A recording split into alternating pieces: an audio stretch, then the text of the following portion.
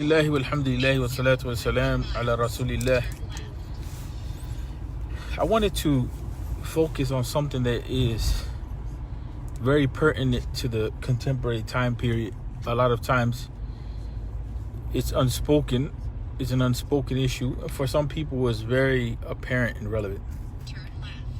We need to understand that within the last 500 years or so, there has been major shifts in the way that we deal with knowledge.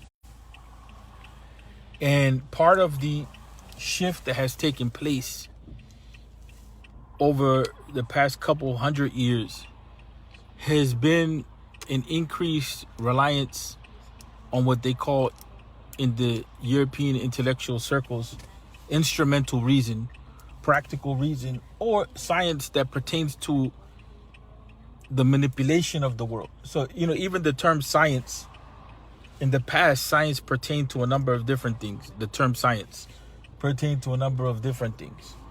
And so in today's time, the word science is a lot of times focus on what? Is focused on the knowledge which allows us to manipulate the natural world. Right, and that's what the end result. So basically, we're giving a definition of science as understood in the Western Eurocentric world, so to speak, or worldview or practice, is that knowledge which allows you to manipulate the world. And so, for instance, that knowledge, I'll give you an example. For instance, the knowledge that led up to the atomic bomb.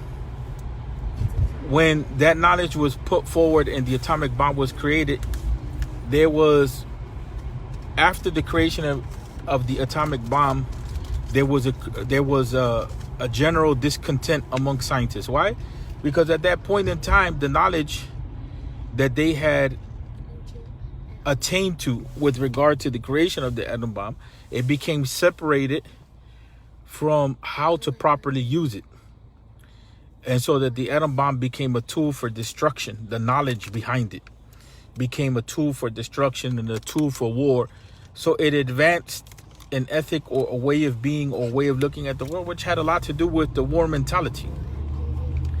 And so one of the most fundamental breaks that has taken place between the past and now is that, knowledge is separated from certain values. And those values have a lot to do with the issue of that the values that have been set aside are the values that have a lot to do with our relationship to ourselves, to the natural world, and to the issue of the unseen. And so modernity has opened up this idea that as long as we have certain types of power over the world, then nothing else counts. And the only thing that really counts is your ability to manipulate the world. And then, there's another aspect to this, that the meaning of life and happiness in life, now it has a lot to do with the issue of your role in the marketplace, buying things that are created by scientific manipulation of matter, whether it's a computer that is the end game or the end product of the manipulation of certain natural elements that make plastic, that make the computer chip, that allow, for instance, messages to be sent. So that becomes the priority. The priority becomes using science to dominate the world, and then what you get out of the experience, or what you get out of the relationship that you have to nature. There's no doubt that there's value in science in that sense of being able to manipulate matter. But the problem is that, where do we stand as human beings in terms of all of this? Happiness or a sense of well-being is not achieved solely by manipulating the world. And we see the end results of all of this. We see that the ability to destroy the world, on multiple levels is causing damage.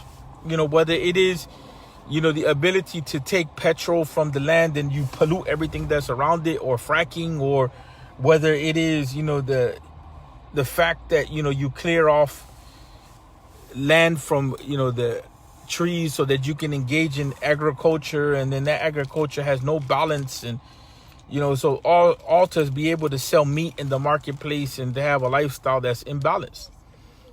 So we have to understand in the Eurocentric framework, the use of practical reason, as it was called even within the Greek understanding, or the use of science, and as it pertains to the material world, as it was understood in other systems of thinking and understanding.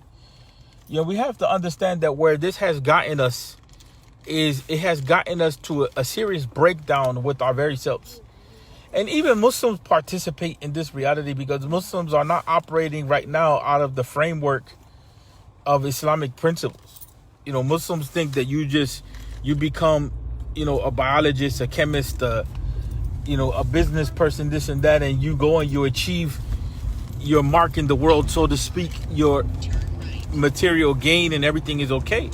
And so the Islamic values are thrown out the door. And that's not only the Muslims. The Christians are operating like that. And, the Buddhists are operating like that. The Jews are operating like that. A lot of religious orientations, that's how they're operating out of that framework. There's a split between those values which uphold the human being and those values that are promoted by materialism. And science just becomes dominated by materialistic philosophy. It only counts for today's time. That's why we're having serious issues in our relationships, serious issues in our existence in the world, serious issues of just being at peace with ourselves, That's a reality at the end of the day.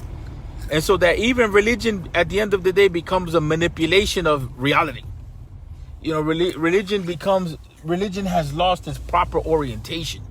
Don't get me wrong on this. I'm not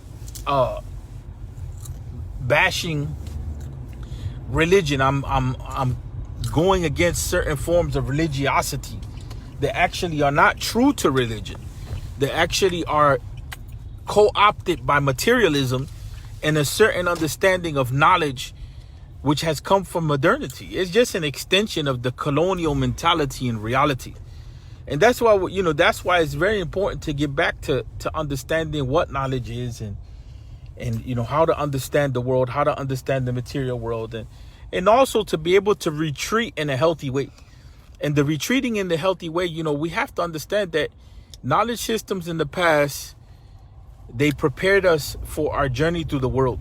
And our journey through the world, a large part of it, is inclusive of understanding how to work with death, how to work with trial and tribulation, and the meaning of life, right? That's something that was extremely important in the past.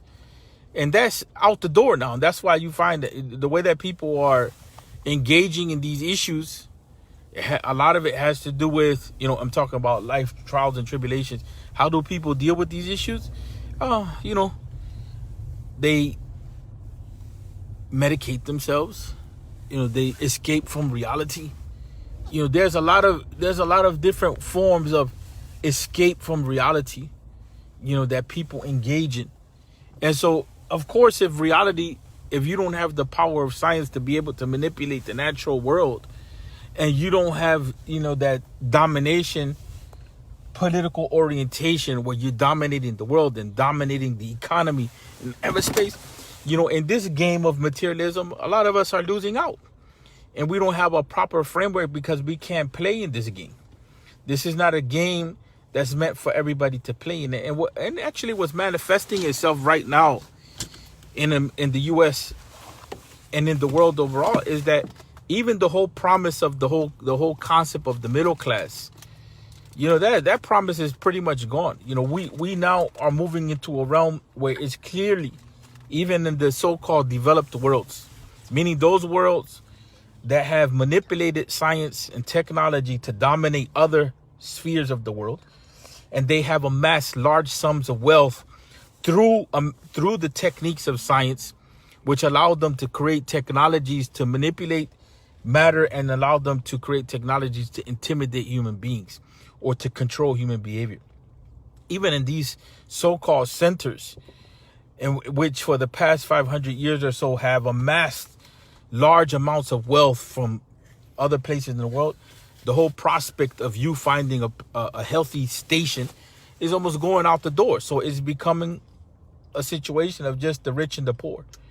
And so in the midst of this, we have to realize, there's the issue of justice on that front, on the material front, but we also have to realize that there's the issue of justice on the spiritual front. And we won't survive unless we begin to disassociate ourselves from certain types of orientations toward the world and knowledge. And it's unfortunate that there's fi sarah, that there is some sort of wrestling match that's taking place between ideas. And so, the issue of being oriented properly, having a sense of orientation, that's what every knowledge system on the face of the earth was doing for the human beings. That's why the ancients had an understanding of the stars and the moon and the sun and the movement of all of those heavenly bodies. And there was meanings to all of these things. Like for instance, when you look at the concept of ayat in the Quran, the concept of ayat in the Quran, it indicates to two things: that the created sphere, the alameen, the alameen has two meanings in the Quran. And it relates very much to the concept of ayah. Alameen in the Quran can relate to all that is in existence, or it can relate to those beings that have choice. Actually, we can add a third meaning that's there also. We find it in the tafsir, and that is the realm of the that includes the angels, the jinn, the shayateen, and the human beings. Those four realms. But the alameen overall, if we take everything in existence and we relate it to the meaning of ayah in the Quran, is something that points beyond itself, because that thing is created, and that thing which is supposed to point to is Allah, right? It goes back to that which is beyond creation, the source of all creation. And so when you erase that type of meaning from the natural world, which is what has been done with contemporary science, it has bankrupted the created realm from having any meaning. And then they separate the context of, they say, well, religion and science are two different things. No, but that's a bunch of nonsense. There's no such thing as absolute objectivity at that level. They are bringing an ideology to science. And that ideology to science is the philosophy of materialism, right? And that philosophy of materialism allows a certain neutrality to be there for the sake of manipulation. So then that's why, for instance, you can take organs from a human being and then you don't have any value system of how you deal with it. Is it right to take the organs from the human being from the beginning? Is it, then what do you do after you take the organs from the human being? And that's why we have encountered now that science has reached the level of penetrating the human being to that extent that now the human being is a strict commodity, where that was the last front. That was the last front of sacredness, so to speak. They removed God from the equation, or the spirit world, and then the natural world became objectified. And then along with that, the human being was objectified, but there was some rules that created a protective barrier between the human being manipulated or used as an object. Now that's almost out the door. Almost pretty much, we're almost at ground zero. And, and even on the legal front, once the constitutional issues go out the door, Bill of Rights and all of this type of stuff, and you're just left with a manipulative science, then the corporate sector comes in and wrecks shop on any level. And that's what's happening. You know what I'm saying? And so, for instance, those are other discussions. The way that, the technology and the science realm, the tech guys are extremely problematic. Pay attention to Elon Musk and his, adventures that he goes on to. Elon Musk is an actual failure. He's a failure, when it comes to the front of so-called scientific, exploration and success and this and that. But he's a supported Eurocentric failure, so to speak, within the white supremacist system. And so, for instance, look at the Facebook cats. Look at Zuckerberg, how the whole concept of Facebook started parallel to whatever they say Facebook was. The internet was part of the system's idea of intelligence gathering, or whatever you want to say. But look at Facebook and look at the initial intent of Facebook. The initial intent of Facebook, at least was expressed outside of systemic issues. Facebook was a Mac system. It was a system of being able to mac women. It was a system of objectifying women, and then being able to create a system that will give you a data bank of where the women are that you will want to choose. And so immediately the ethic was to undermine any sort of relationship that was there that we would consider, stable or whatever. It's like, manipulate people to the point that I can get what I want out of the relationship. That's very typical of the modern mindset. And we're not talking about holiness here, people, because we know that people struggle. We're just talking about a general framework, right? There can be good and bad that comes out of that, but we're talking also about original intent and how these things are created. And so technology on this front gives a manipulative orientation to people. And we see that's what has happened. How many marriages have been destroyed over Facebook? And I'm not bashing social media. I think social media has a lot of good. There's a lot of good that comes out of it. But if you don't bring in certain values to it, it brings our own destruction. And we see that these communicative platforms are supposed to be intended to allow people to have connectivity, literally and figuratively. Literally at the level of the issue of actual technology, the technology being there to allow us to communicate with each other.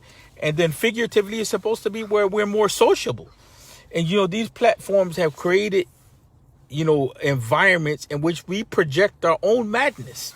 We project our own vices, our own madness, our own struggles. And so the ability of us becoming more sociable, which we should, because there's a breakdown of society on other levels. People are not really conversating and exchanging with each other. Look at the whole creation of text language, which it became a cursory language for being able to communicate with each other in a shorthand way. And what it did is it killed communication, our ability to articulate ourselves and complete ideas in a way that can be understood. And so that has become a barrier even in the social media realms, that the issue of writing and typing and all of that, it created a situation in which communication broke down. And so then that's where the emoji system comes in, or this audio video type of concept comes in to be able to give us a more complete experience. That's why a lot of times I don't even write, you know what I'm saying? Because I know the detrimental aspects of that. And you know what? A lot of times anything that goes above 5 minutes for people, they shut it down. And I don't care for that type of crowd, to be honest with you, to communicate with that crowd. If you don't have the ability to sit patient and listen to people and interact with them, then you don't value communication. I mean, in a general sense. And that's not a judgment on people, because some people don't have time, and fine, that's a different dimension. But I'm talking about a general ethic. When we don't have the ability to listen to each other and focus with each other, then that's a problem. But some people may choose, I don't want to deal with this. That's a different issue, because they have to prioritize, and I don't want to miscommunicate an idea. But we are in a very interesting reality. We have to understand, even right now as I'm looking, I'm in one of the suburbs in Illinois, and I'm by a mall, which is supposed to be the middle class, upper class, and I'm looking at a guy in the snow, in the rain, standing and begging with a sign. This has become the phenomenon in suburbs now, where you have people that are begging out in the public. And so these things are all interconnected to worldview, people. Our place in society, our level of compassion. When you have that type of satanic orientation that has the power over science, there's no doubt that what's going to happen is going to be destruction of the earth and destruction of other human beings. So somewhere along the line, we have to reach a balance. As we push these limits, we have to reach a balance. You're talking about people now talking about populating space. This is something that Elon Musk is talking about, taking 1 million people and populating space. And so when you have, people like this, that, everything that is being done is just like an experiment. It gets me on a personal level very upset when I see that, for instance, a Tesla can not really face a car crash. That is not one of the most safest vehicles. And so you see a person that is trying to create automated vehicles, is trying to put himself out there as the intellect to save the world. And nothing is done with the sand. Nothing is done with the sense of perfection or the sense of seeking human well-being in mind. It's just ideas that are thrown out there that are really half-baked, that tons of money goes into. And you can't even create a vehicle that is safe upon impact. And now you're talking about populating other spaces of the universe with 1 million beings. So you just want to experiment with human beings on multiple levels just to get your idea through. And that's what we have to be aware of, these types of things, of what's happening. But for us as Muslims, this is what is important, of understanding the Timbuktu system, the Andalusian system, how we dealt with knowledge. And we're not going to just be able to imitate the past. That's done. There's the point of no return. We're not returning to the past. The world has completely changed in its structure, orientation, in the way that we exist. But we can benefit from the past. And one of the things that we definitely want to benefit from is that we bring Iman with us in the way that we reason, in the way that we understand our existence on the earth, and even our manipulation of the material realm. Iman has to be central in this regard, because we're struggling with just orienting ourselves, even on how we understand ourselves, or else we're going to continue to be lost and disoriented, because that's where these systems have gotten us to. Breakdown in family, depression, sense of meaninglessness, suicide. This is the end rope in these games of logic, so to speak. And so, we end on that note. Assalamu alaikum wa rahmatullahi wa barakatuh.